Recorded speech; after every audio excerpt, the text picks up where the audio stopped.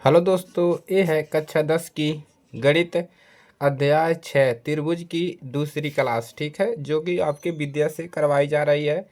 तो इसमें हम कुछ प्रश्नों को सॉल्व करेंगे जो आपके पेपर के लिए अति महत्वपूर्ण है। ठीक है, तो चलिए क्लास को शुरू करते हैं बिना देरी के। तो पहला क्वेश्चन है, डी लंब है बीसी पर। जो डी है वो इस वाले रेखा पर लंब है। ठीक है, यानी कि ये दोनों के क्या है, बराबर है। बी समरूप है बीसी के, मतलब ये दोनों के बराबर है। भुजा एडी की लंबाई ज्ञात कीजिए। ए डी इसकी हमको लंबाई ज्ञात कीजिए, जबकि दिया गया है ए इस वाले का मान 2.7 है। इसका मान कितना है, बी डी का मान 10.8 सेमी है। इसका मान 8 सेमी है और इस वाले का मान 8.1 है। तो हमको इसका मान पता करना है। क्लियर है, चलिए इसको हल करते हैं। तो यहाँ पर इसको करते हैं हल। ठीक है, देखिए त्रिभुज में किसी भी भुजा के समांतर खींची गई रेखा शेष भुजाओं के समान अनुपात में बांटती है। मतलब कोई भी अगर त्रिभुज में रेखा खींच दे रहे हो तो समान भुजाओं में अनुपात में बांटती है। तो यहाँ पर हम कुछ सिंपल सा मेथड लगाएंगे। ठीक है, जैसे हम यहाँ से लिख सकते हैं ए डी और बटा में डी बी, ए लिख सकते हैं ना, डी बी। इसके बाद देखिए क्या लिख सकते हैं, बराबर इसके बराबर हम ये लिख सकते हैं। देख ले, ए डी बटा डी बी हमने लिखा, तो अब हम लिख सकते हैं ए ई बटा में ई सी, एकदम क्लियर से लिख सकते हैं। तो ए ई बटा में ई सी। ठीक है, अब देखिए हमको कुछ मान पता है तो यहाँ पर हम क्या करेंगे, रख देंगे। तो जैसे कि हमको ए डी और आपको हमको बी डी का मान यहाँ पर पता है। हल में पहले भी आप लिख सकते हैं कि बी डी जो हमारा है 10.8 है, और सी कितना है, सी है 8.1, और आपका ए ई है 2.7। तो इसको आप लिख सकते हैं ऊपर। ठीक है, तो इसका मान कितना दिया है, 10.8 इक्वल। देखिए ए ई का मान दिया है 2.7 बटा में ई सी का मान देखिए, ई सी या सी डी का मान देखिए कि दिया है 8.1। अब इसका मान हमको निकालना आसान होगा, तिर्यक का ऐसे गुणा कर देंगे क्रॉस। ठीक है, तो हमको मिलेगा क्या, ए डी बराबर हमको क्या मिल जाएगा, 2.7 गुणे और ये वाला ऊपर जाएगा 10.8। यह इसके साथ आएगा, फिर इसको प्रक्षांतर करेंगे तो ये नीचे आ जाएगा 8.1। अब इसको करना क्या है, आपको इसी को सॉल्व कर लेना है। क्लियर है, तो सॉल्व कर लेंगे, दशमलव हटा के भी सॉल्व कर सकते हैं, वैसे भी आप इसको सॉल्व कर सकते हैं। ऊपर वाले का गुणा कर लीजिए, फिर क्या करना है, देखिए एक अंक के आगे दशमलव, दशमलव के आगे एक अंक है तो हटा लीजिए। तो ए डी बराबर कितना मिल जाएगा, 2.7 गुणे यहाँ पर कितना हो जाएगा 108 बटा में 81। ठीक है, तो ऊपर का गुणा करके आप इसको क्या कर सकते हैं, गुणा करके भागा लगाएंगे तो ए डी का मान जो मिलेगा आपको कितना मिल जाएगा, 3.6 सेमी। कितना मिल जाएगा, 3.6 सेमी, और यही आपका क्या हो जाएगा, राइट आंसर होगा। क्लियर है दोस्तों, तो इस प्रकार से आप इसको लगा सकते हैं। आप ऊपर भी दशमलव में गुणा कर सकते हैं, कोई समस्या यहाँ पर नहीं होने वाला है। क्लियर है, चलिए तो आज के लिए सिर्फ इतना ही। अब आज के लिए इतना ही नहीं, और भी क्वेश्चन हम आगे सॉल्व करवाएंगे। क्वेश्चन नंबर 2 को सॉल्व करते हैं। चलिए, तो क्वेश्चन नंबर 2 है आपके सामने। ठीक है, चित्र भी बना दिए हैं। तो चित्र में डी जो है वो किस पर है, डी समरूप किसके है, ए सी के, यानी कि डी ई, ए वाली जो लाइन है इस वाली लाइन के क्या कह रहा है, समरूप है। तो और डी एफ जो है ए ई के समरूप, यानी ए वाली लाइन इस वाली लाइन के समरूप है। पहला ए लाइन इसके समरूप है और दूसरी ए वाली लाइन इस वाली लाइन के समरूप है। क्लियर है, तो सिद्ध कीजिए कि बी एफ है बटा एफ ई बराबर बी बटा ई सी। ठीक है, तो इसी को हमको क्या करना है, सिद्ध करना है। तो चलिए इसको सिद्ध करते हैं। हल करेंगे। अब देखिए यहाँ पर सबसे पहले दिया क्या है, त्रिभुज ए बी सी। त्रिभुज ए बी सी में भुजा ए बी पर ए बी पर, ए बी देखिए कहाँ, ए बी पर, ए बी पर एक बिंदु डी है, एक बिंदु क्या है, डी है, और भुजा बीसी पर, और भुजा बीसी मतलब इस वाले लाइन पर, बीसी पर दो बिंदु है, ठीक है, दो बिंदु ई तथा एफ है, ठीक है।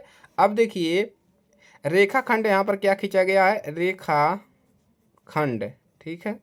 आप यहाँ पर लिखेंगे, क्या लिखेंगे, रेखाखंड डी एफ जो है डी ई, रेखाखंड डी एफ डी ई व ए ई खींचे गए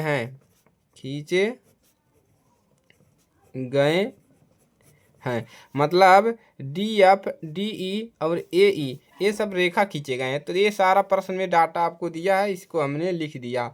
और यहाँ पर क्या कह रहा है कि जो डी ई है वो समरूप किसके है, ए सी के, और जो डी एफ है वह किसके समरूप है, ए ई है। इतना सारा प्रश्न आपके डेटा में, प्रश्न के इस डेटा में दिया है। अब हमको सिद्ध क्या करना है, यहाँ पर लिखेंगे सिद्ध करना है। हमको क्या सिद्ध करना है कि बी एफ बराबर एफ ई ओ बराबर होना चाहिए बी ई बटा ई सी, ठीक है। ई हमको इतना बराबर सिद्ध करना है। चलिए अब हम क्या करेंगे, एक उपपत्ति करेंगे, उपपत्ति, ठीक है। उपपत्ति क्या करेंगे, त्रिभुज ए बी ई में, त्रिभुज ए बी ई में, ए बी ई मतलब ए वाला त्रिभुज, ठीक है। ए बी ई में हम क्या देखेंगे, जो डी एफ है वह किसके समरूप है, डी एफ जो है ए ई के समरूप है, डी एफ जो है किसके समरूप है, डी एफ जो है ए ई के समरूप है इस वाले त्रिभुज में, ठीक है। ए वाली लाइन इस वाली लाइन के समरूप है, ए वाली लाइन इसके समरूप था, ठीक है। तो ए वाली लाइन इसके समरूप है। अब देखिए तो यहाँ पर हम क्या लिख सकते हैं कि जो बी एफ बटा एफ ई, ठीक है, मतलब बी एफ और एफ ई वो बराबर किसके होगा, बी डी और डी ए के, ठीक है। बी डी और डी ए, क्लियर है, बी डी ए के, इतना है। इसको बना देंगे समीकरण नंबर 1। चलिए अब आगे हल करते हैं। इसके बाद और त्रिभुज सबसे बड़ा वाला त्रिभुज में, और त्रिभुज ए बी सी में, त्रिभुज ए बी सी में जो डी है वो किसके बराबर है, वो डी जो है समरूप किसके है, ए सी के। देखिए यहाँ पर हमने पहले ही कहा है कि ए वाली लाइन इस वाली लाइन के समरूप है, ठीक है। तो ए हो गया। तो यहाँ से हम क्या लिख सकते हैं कि बी ई बटा ई सी वो किसके समरूप होगा, ई सी ओ बराबर होगा बी डी बटा डी ए के, समीकरण नंबर 2। अब यहाँ से हम क्या करेंगे, समीकरण 1 और 2 से, ठीक है। देखिए ये दोनों समीकरण बन गया। अब यहाँ पर लिखेंगे समीकरण 1 और 2 से, समीकरण 1 और 2 से, समीकरण 1 और 2 से हम क्या लिख सकते हैं कि जो बी एफ बटा एफ ई, बी एफ बटा एफ ई, बी एफ बटा एफ ई, देखिए बी डी बटम डी ए ये दोनों बराबर है। तो इसके जगह पर हम इस वाले को लिखेंगे बराबर बी ई बटा में ई सी, ठीक है। और ये हो गया इति सिद्धम,